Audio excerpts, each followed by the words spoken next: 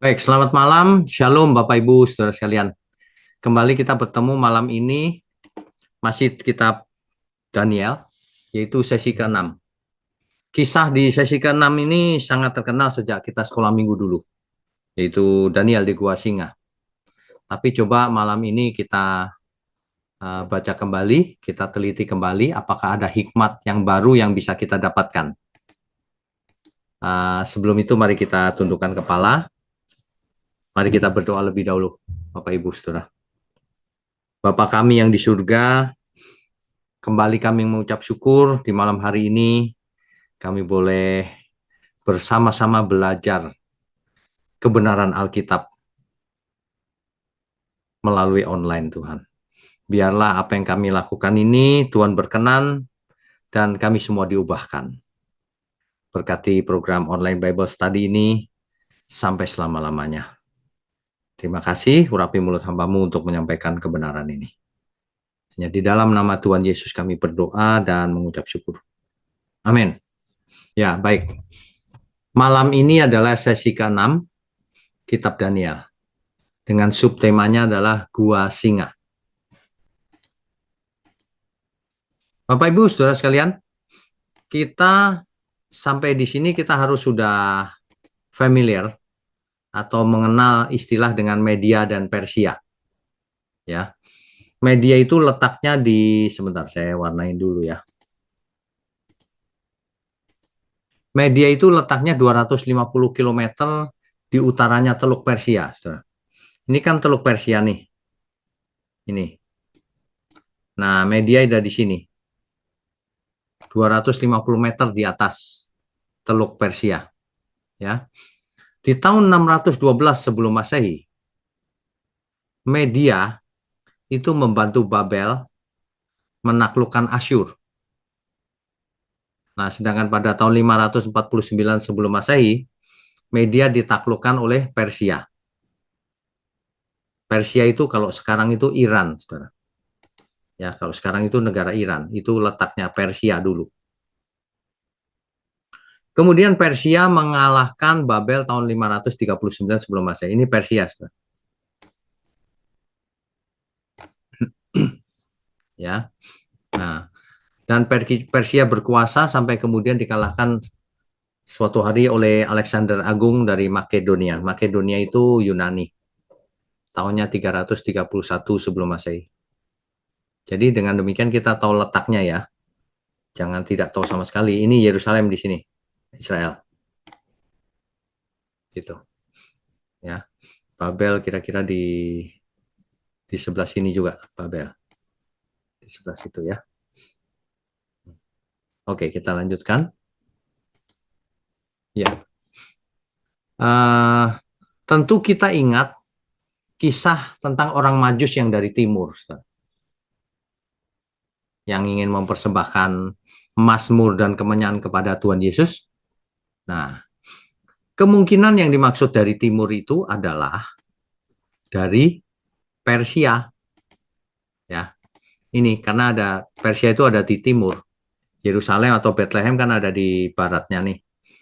Jadi ia datang dari timur menyelusuri ini sampai ke Yerusalem. Kemudian ke Bethlehem. Gitu rutenya, saudara. Dari timur. Kemungkinan lain dia dari Arab. Dari Yemen. Dari bawah sini lewat Makkah terus ke Petra terus ke Yerusalem. Kan saudara tahu orang Majus ke Yerusalem dulu baru ke Bethlehem ya. Nah ini kalau dulu kita mengira-ngira bahwa orang dari timur, orang Majus dari timur tuh dari mana ya? Gitu. Apakah dari India atau dari mana gitu? Nah, kemungkinan besar dari Persia ya dan dari Arab. Sebab itu adanya di sebelah timurnya Yerusalem atau Bethlehem. Ya. Oke, kita lanjutkan ya, Saudara. Ya. Saudara, kalau kita baca Daniel pasal 6, pertemuan yang lalu kan pasal 4 dan pasal 5, sekarang pasal 6. Daniel pasal 6 ayat 1 sampai 2. Darius yang disebut orang media itu. Darius itu nama umum sudah di Persia zaman itu. Darius orang media menerima pemerintahan ketika ia berumur 62 tahun. Jadi raja penguasa Persia ini menerima pemerintahan ketika usianya sudah 62 tahun. Ya. Ayat 2, lalu berkenanlah Darius mengangkat 120 wakil-wakil, 120 wakil-wakil raja atas kerajaannya. Mereka ditempatkan di seluruh kerajaan. Jadi Darius ini punya 120 wakil-wakil. Perlu dicatat bahwa Darius di sini yang dimaksud bukanlah Raja Darius I, Raja Persia yang terkenal yang memerintah tahun 522 sampai 486 sebelum Masehi itu ya.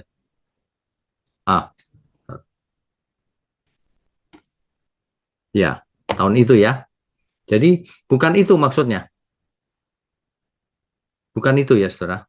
Nah, Babel kemudian dikalahkan oleh Persia, bukan media, tapi bisa saja media membantu Persia, makanya disebut media Persia.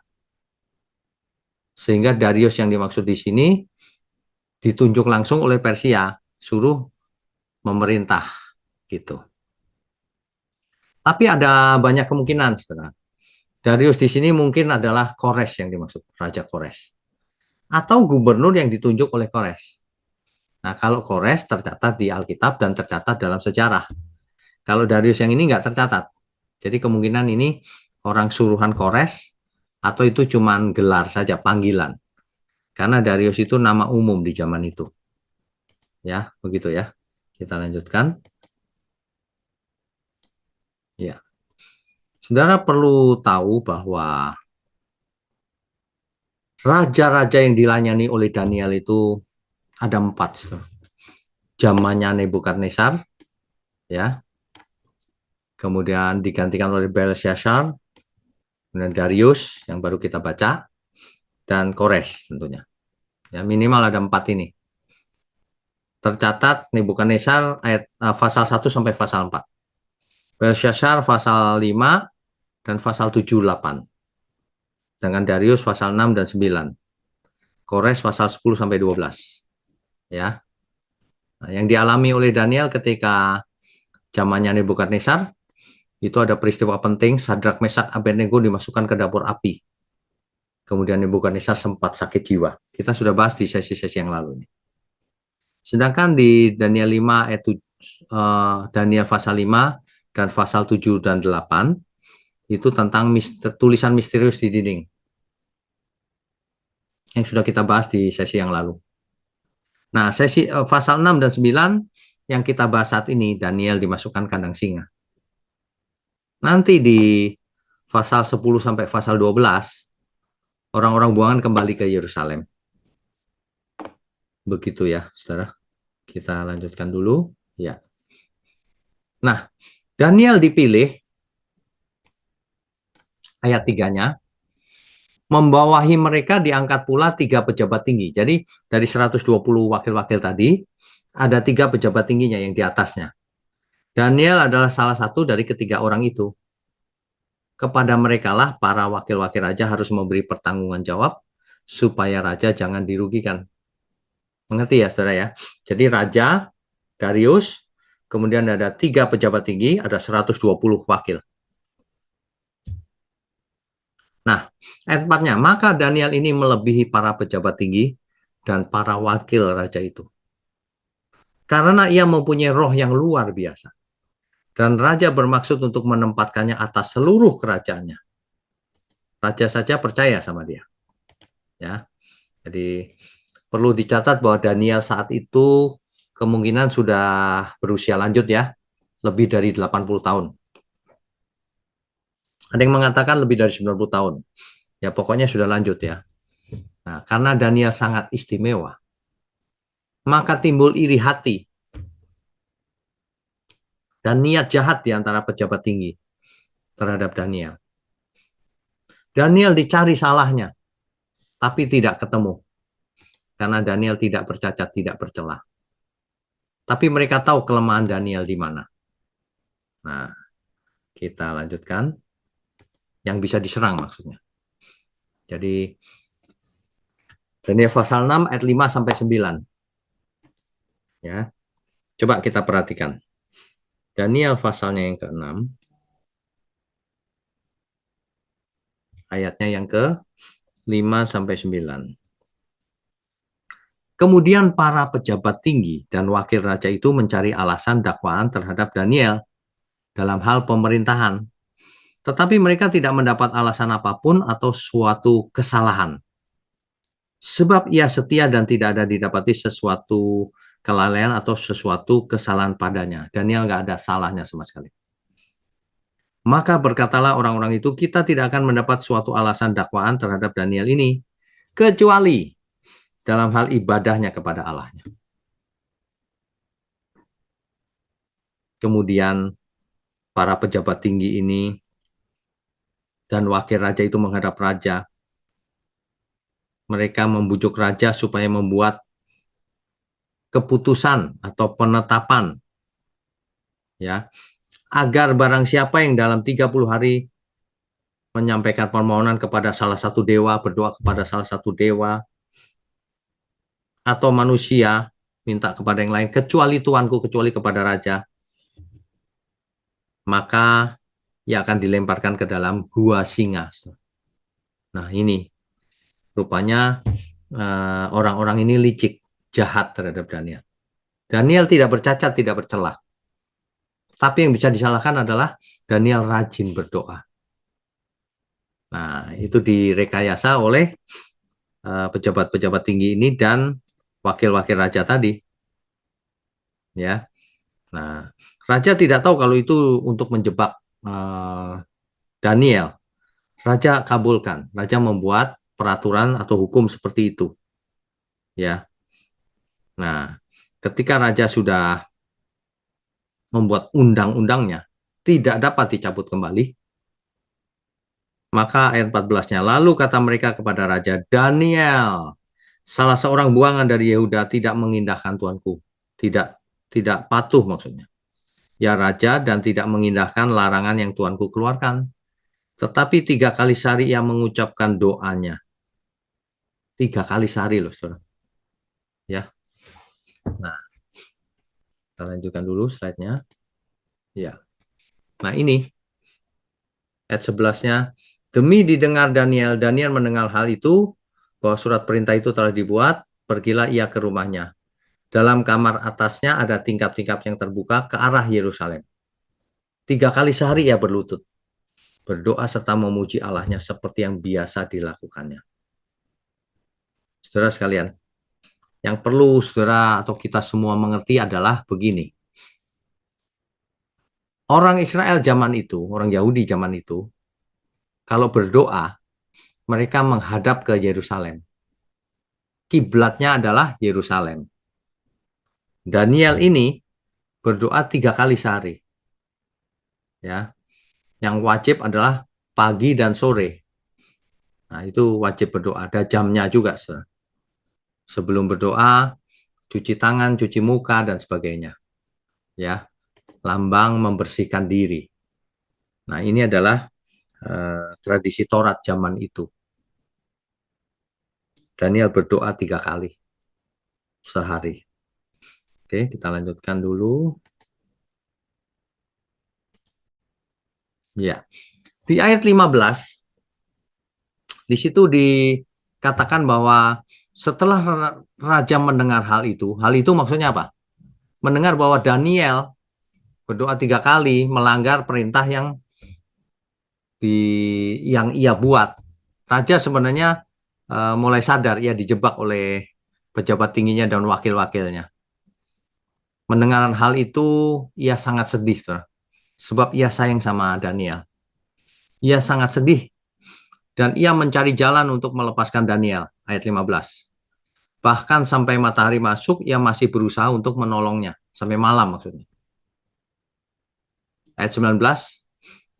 Lalu pergilah raja ke istananya dan berpuasalah ia semalam-malaman itu. Ia tidak menyuruh datang penghibur-penghibur dan ia tidak dapat tidur. Raja Darius ini rupanya raja yang baik. Raja Persia ini raja yang baik. Ya, ia sayang Daniel.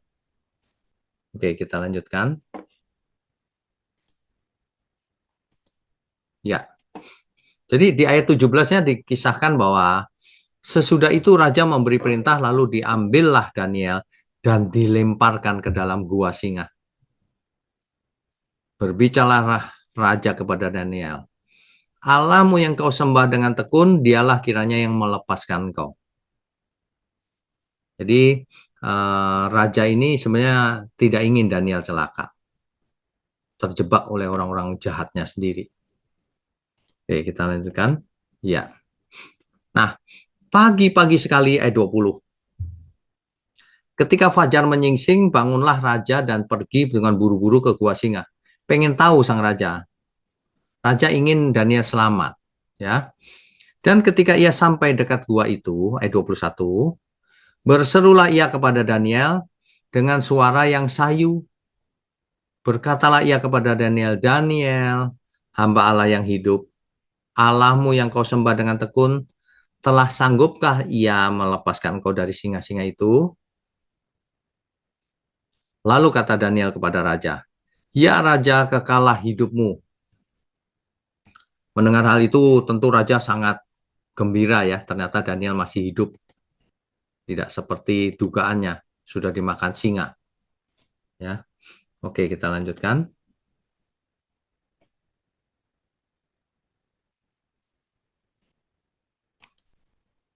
Ya. Di ayat 23 dijelaskan di situ. Allahku telah mengutus malaikatnya untuk mengatupkan mulut singa-singa itu. Sehingga mereka tidak mengapa-apakan aku, karena ternyata aku tak bersalah di hadapannya. Tetapi juga terhadap tuanku ya, Raja, aku tidak melakukan kejahatan. Jadi rupanya ada malaikat yang menolong Daniel. Sehingga singa-singa itu tidak ganas. Oke, kita lanjutkan dulu. Ya, hukuman bagi yang jahat di ayat 25-nya. Raja memberi perintah lalu diambillah orang-orang yang telah menuduh Daniel dan mereka dilemparkan ke dalam gua singa. Baik mereka maupun anak-anak dan istri-istri mereka.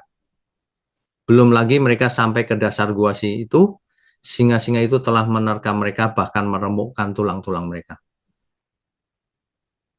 Ini hukuman bagi yang jahat. Nah, semua itu dilakukan Tuhan untuk kemuliaannya, saudara. Ya, di ayat 27 dan 28 dijelaskan demikian. Bersama ini kuberikan perintah, ini kata raja ini, bahwa di seluruh kerajaan yang dikuasai, orang harus takut dan gentar kepada Allahnya Daniel. Nah, ini. Jadi kalau ada mujizat atau apapun, itu untuk kemuliaan Tuhan, bukan kemuliaan kita sendiri. Ya, nggak boleh sombong kita. Sebab dialah Allah yang hidup, yang kekal untuk selama-lamanya. Pemerintahnya tidak akan binasa dan kekuasaannya tidak akan berakhir. Ini pengakuan dari Raja Persia loh, saudara. Ya, di ayat 28, dia melepaskan dan menolong dan mengadakan tanda dan mujizat di langit dan di bumi. Dia yang telah melepaskan Daniel dari cengkeraman singa-singa. Persia saja, Raja Persia saja mengerti loh. Ada Allahnya Daniel itu. Ya, oke. Ya. Bapak Ibu Saudara sekalian, penganiayaan terhadap orang Kristen ketika zamannya Romawi, itu orang Kristen seringkali ditangkap, lalu jadi hiburan, dimasukkan ke suatu lapangan, arena, contohnya Kolosium di Roma, itu arena yang sekarang tinggal beberapa temboknya saja itu gelanggang. Di situ dilepas singa-singa, dan orang Kristen dilepas ke situ. Jadikan tontonan, hiburan. Ya, kejam sekali. Peristiwa-peristiwa seperti itu seringkali singanya makan sampai habis. Ada martir yang bapak gereja yang dimakan sampai habis tuh, tinggal sedikit dagingnya. Ini hukuman yang sangat kejam. Ya, itu zaman itu. Nah, rupanya zamannya Daniel dibawa terus ke sana.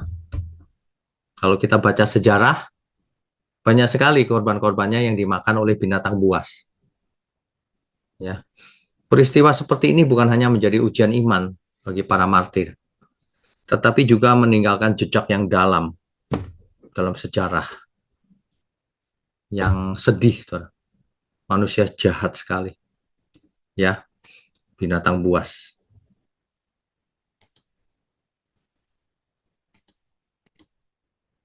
Bapak Ibu, saudara sekalian, kisah ini memang bukan kisah yang baru. Kita sudah mendengarnya sejak dulu sekolah minggu ya. Tetapi yang perlu kita ambil hikmatnya adalah begini. Ada beberapa teolog yang mengatakan bahwa kisah Daniel ini mitos. Masa manusia di kandang singa nggak dimakan? Itu kan mitos gitu. Banyak manusia pakai pikirannya sendiri.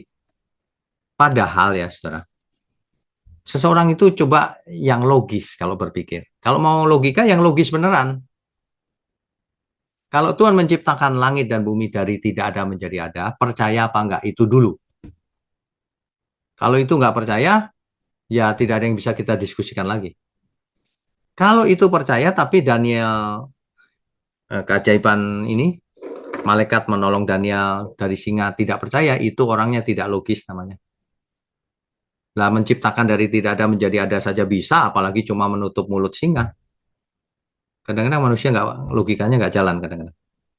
Kalau kita percaya Tuhan bisa menciptakan langit dan bumi dari tidak ada menjadi ada, maka semua yang ada di Alkitab itu pasti terjadi. Kan jauh lebih ringan dibanding menciptakan seluruh langit dan bumi. Oh, laut terbelah. Wah, itu mitos gitu. Laut terbelah aja kok mitos. Lah kalau kita percaya langit dan bumi diciptakan, laut terbelah itu enteng, kecil, hal kecil.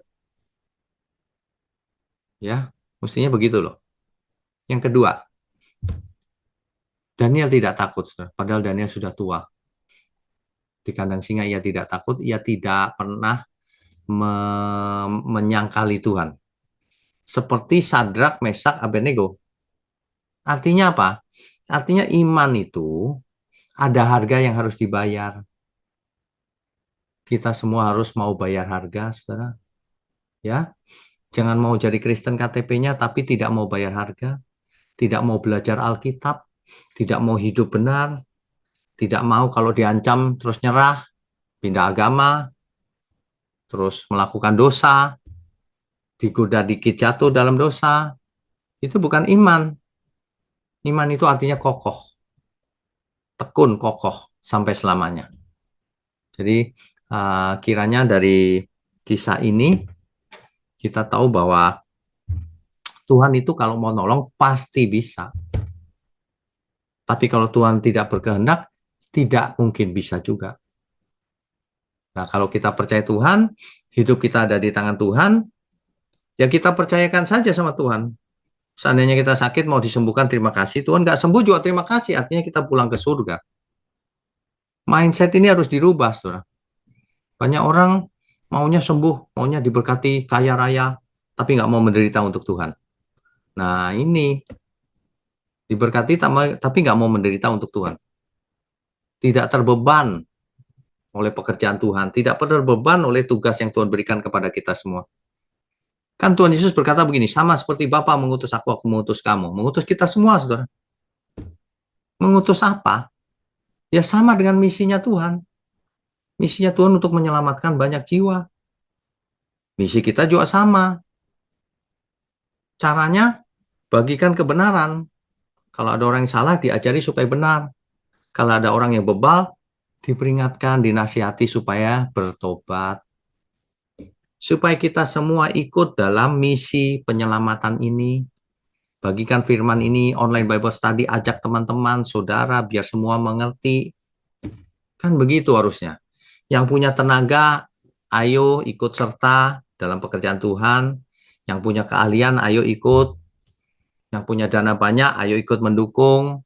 Semuanya untuk Tuhan, mestinya begitu. Bayar harga, kan begitu ya. Nah, kita nggak disuruh masuk ke kandang singa loh. Kalau kita disuruh masuk kandang singa, wah, mengerikan. Makanya kita sekarang di posisi kita masing-masing, ayo kita berperan mendukung pekerjaan Tuhan, menyelamatkan banyak jiwa sebelum kita menutup mata. Kan begitu ya. Amin ya, saudara. Baik, kita lanjutkan dengan diskusi dan tanya jawab. Sebentar, saya buka dulu tombolnya. Ya, silahkan raise hand. Ya. Yang pertama Rebecca, silahkan Rebecca.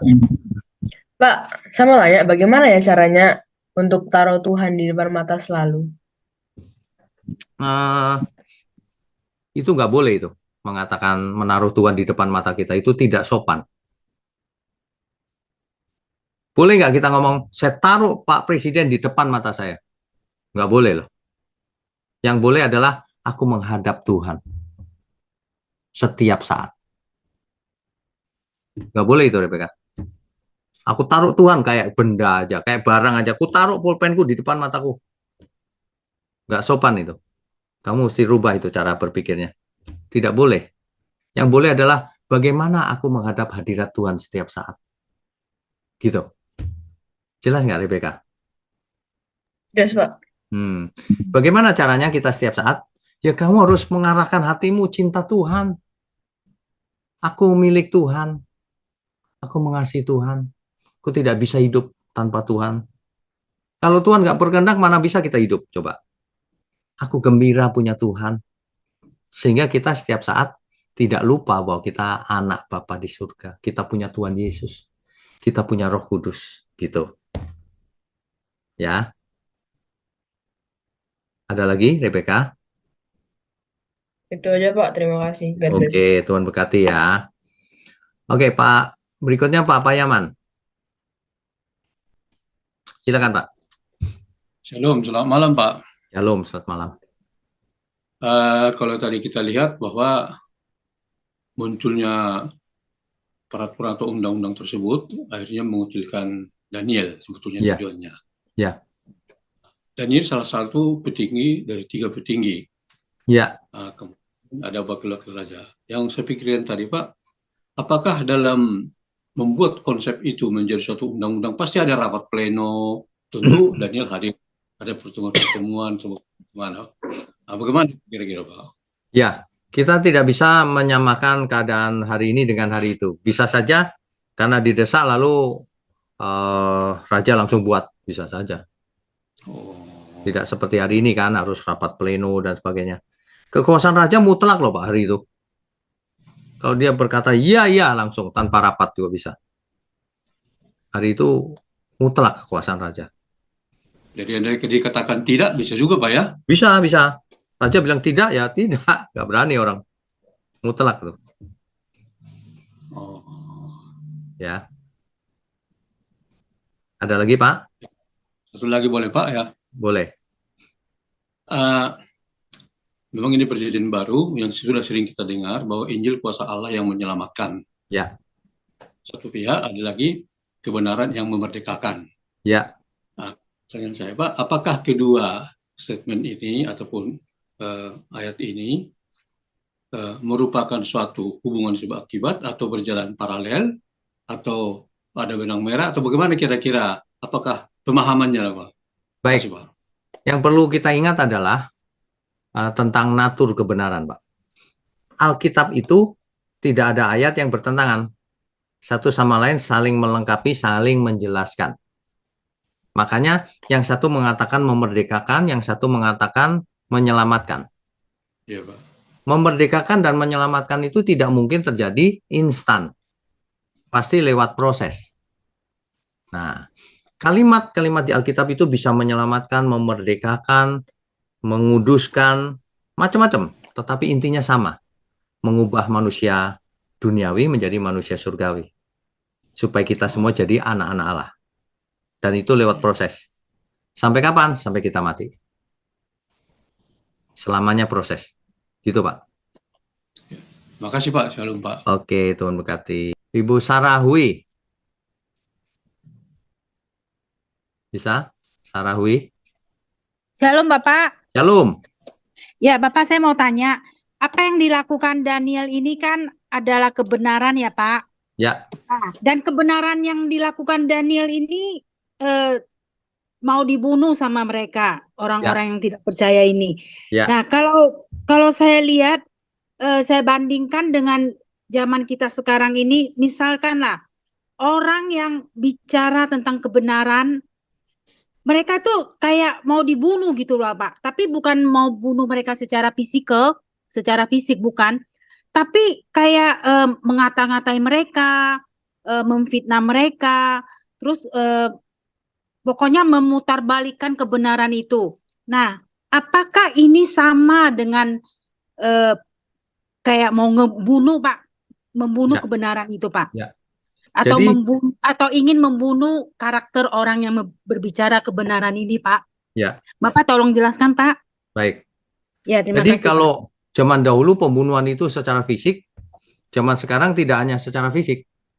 Karena sekarang ada teknologi, media sosial begitu lancar, pembunuhan karakter itu mudah sekali dihembuskan lewat media sosial.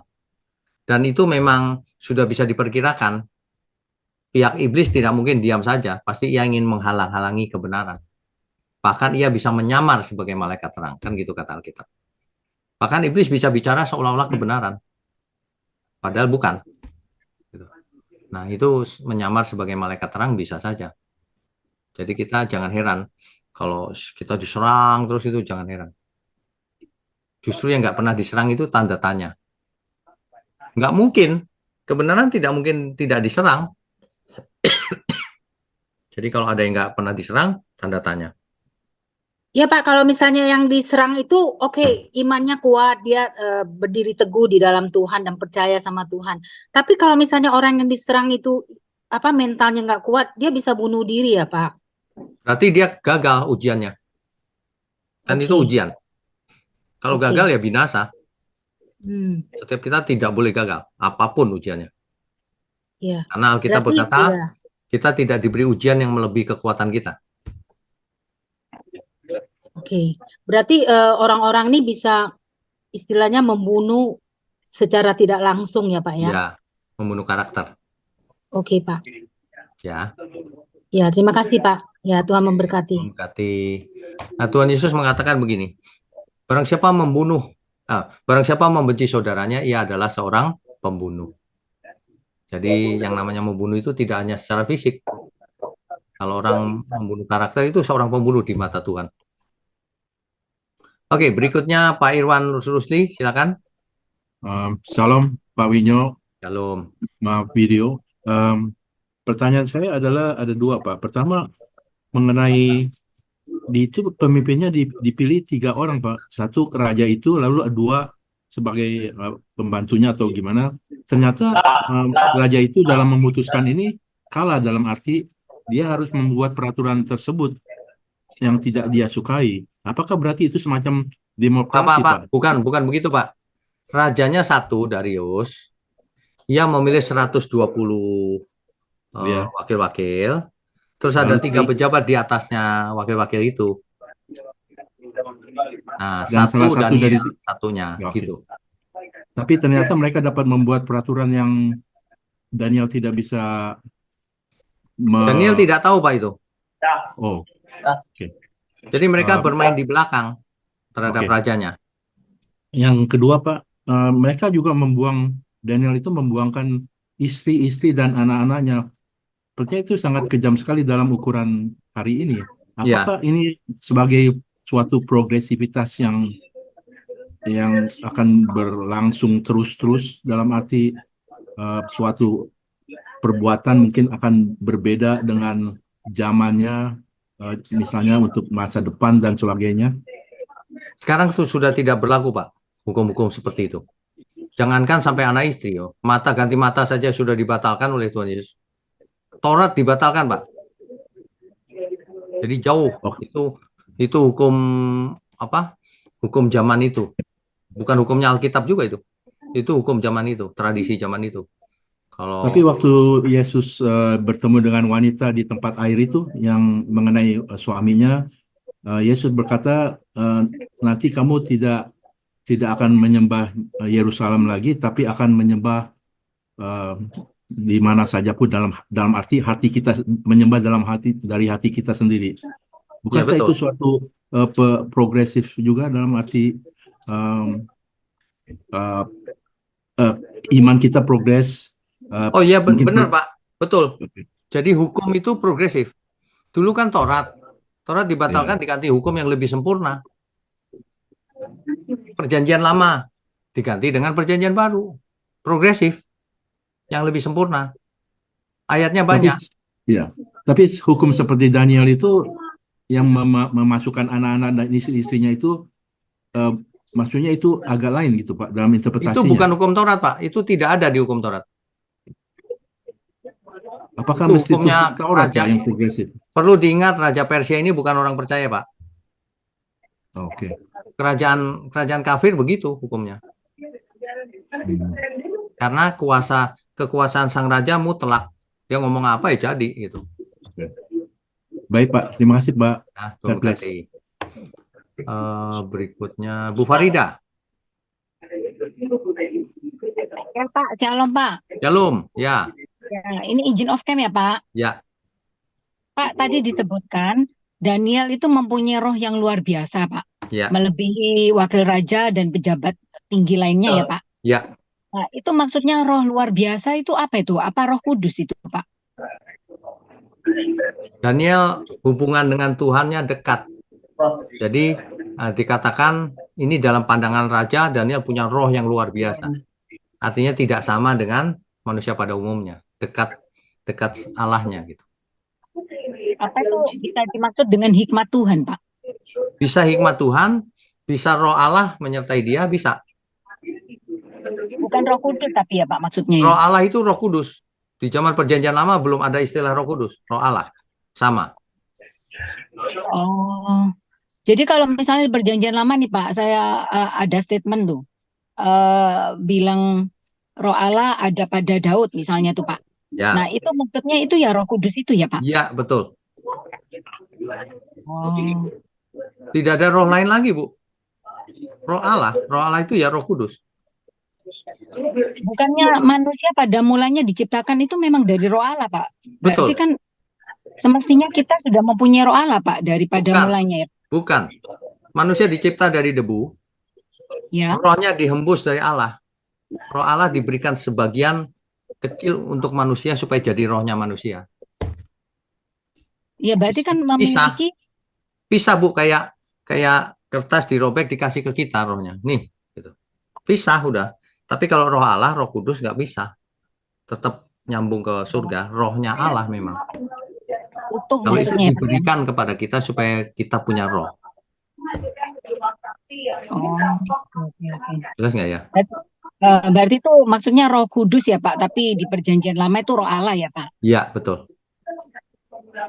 Oh, iya. Terus satu lagi, Pak, saya mau tanya. Ya. Nah, itu Raja Darius, Pak, yang di ceritanya Gua Singa yang hari ini, Pak, Ya. pada akhirnya dia bertobat nggak, Pak? Tidak. Tidak dicatat bertobat. Jadi belum tahu ya, Pak, bertobat atau tidak ya? Iya, belum tahu. Oke. Iya, padahal dia kan sudah melihat mujizat ya, Pak, istilahnya ya. Lah, nggak usah raja itu. Israel lihat mujizat laut terbelah, coba bayangan. Nggak bertobat tuh. Iya. Zaman sekarang KKR lihat mujizat misalnya, lalu mujizatnya cuma 1, 2 yang sembuh, yang lain nggak sembuh. Emangnya bertobat? Enggak juga. Iya, nggak jaminan sih, Pak. Aja nggak bertobat, apalagi yang lain. Oke. Makanya iman itu tidak membutuhkan harus ngalamin mujizat dulu baru beriman. Enggak ngalamin beriman itu lebih hebat.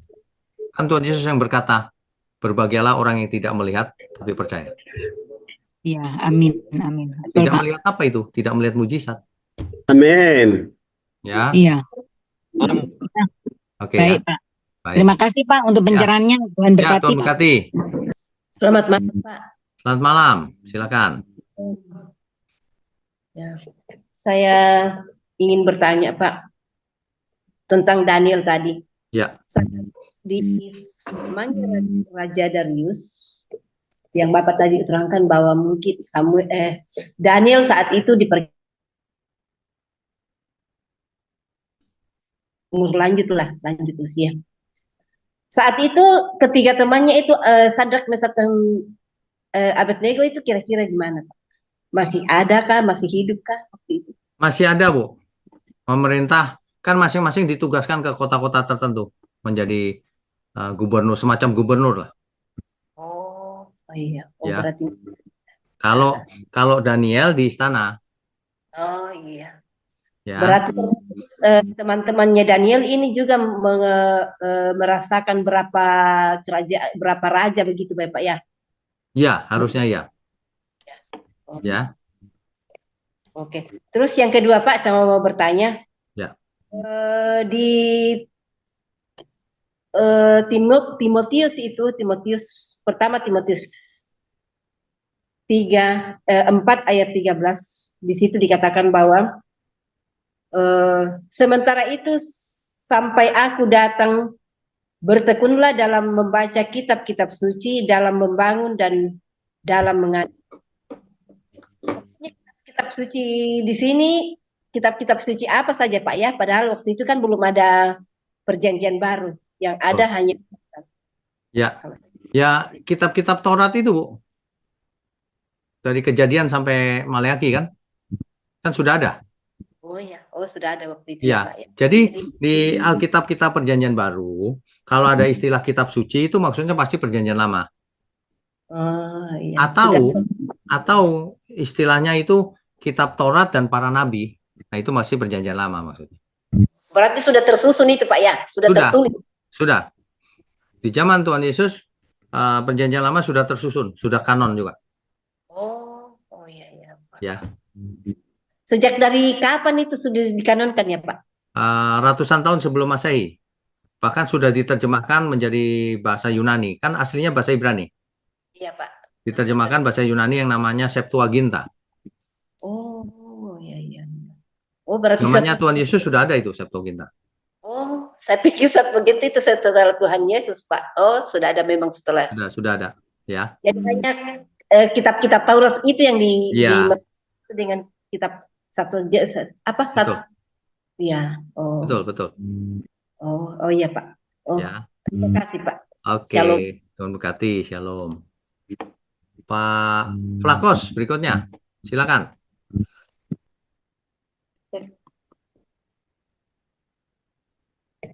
Shalom, selamat malam Pak Wignya. Shalom, selamat malam. Ya, luar biasa Pak. Pak, ini Daniel ini dia melayani 4 raja ya. Dan yang terakhir ini Raja Persia, Raja Kores ya. Ya. Terus teman-temannya itu bisa dikatakan Daniel ini disolimi ya begitu. Iya. Diakali sama temannya, dijahati.